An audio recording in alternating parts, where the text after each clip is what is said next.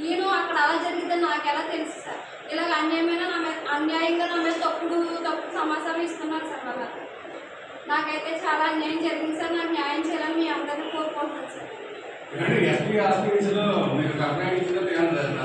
నాకు రసీదు ఏమి ఇవ్వలేదు సార్. నేను డిఎస్పీ గారు లీవ్లో ఉన్నారమ్మా, నేను ఈ ఎంక్వైరీకి పంపిస్తానమ్మా అని చెప్పేసి అన్నారు సార్. తర్వాత నేను ఇలా లేట్ అవుతుందని మళ్ళీ డిఎస్పీ ఆఫీస్కి వెళ్ళాను సార్. ఎంత నాకు జరిగిన అన్యాయంగా చెప్పుకున్నాను.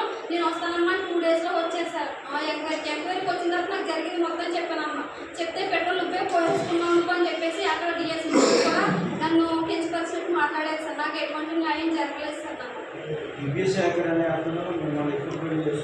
నన్ను లాస్ట్ ఇయర్ నన్ను ఏప్రిల్ నెలలో చేసుకున్నారు సార్. నా మ్యారేజ్ నాకు ప్రెగ్నెంట్ కూడా వచ్చాను సార్. ప్రెగ్నెంట్ వస్తే ఉత్తమ లక్ష్మి హాస్పిటల్ నాకు అవాక్షం కూడా బలవంతంగా చేయించారు సార్. నాకు ఇది కూడా నేను కంప్లైంట్లో పెడితే ఎస్ఐ మనోహర్ గారు నువ్వు ఇలా రాయకూడదు నన్ను కంప్లైంట్ వాళ్ళకి అనుకూలంగా నన్ను కంప్లైంట్ నేను రాసిన విధంగా నేను చెప్పుకున్న బాధ విధంగా నన్ను రాయనంటారు సార్ కంప్లైంట్.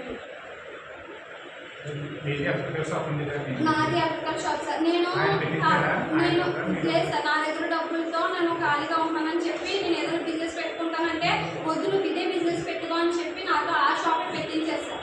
పెట్టించిన తర్వాత నేను కొన్ని రోజులు అనారోగ్యంతో బాధపడుతుందో షాప్ క్లోజ్లో ఉంది సార్. క్లోజ్లో ఉంటే మధ్యాహ్నం టైంలో లేని టైం చూసి మధ్యాహ్నం టైంలో నా సామాన్లన్నీ పట్టుకెళ్ళిపోతాను సార్. పట్టుకెళ్ళి చుట్టుపక్కల ఫోన్ చేసి నాకు ఇన్ఫర్మేషన్ ఇవ్వగా నేను ఆయనకి ఫోన్ చేస్తే నువ్వు ఏం చేసుకుంటావో చేసుకో, నువ్వు షాప్ దగ్గరికి రా అని చెప్పేసి అనగా నేను వాళ్ళ షాప్ దగ్గరికి వెళ్ళాను సార్.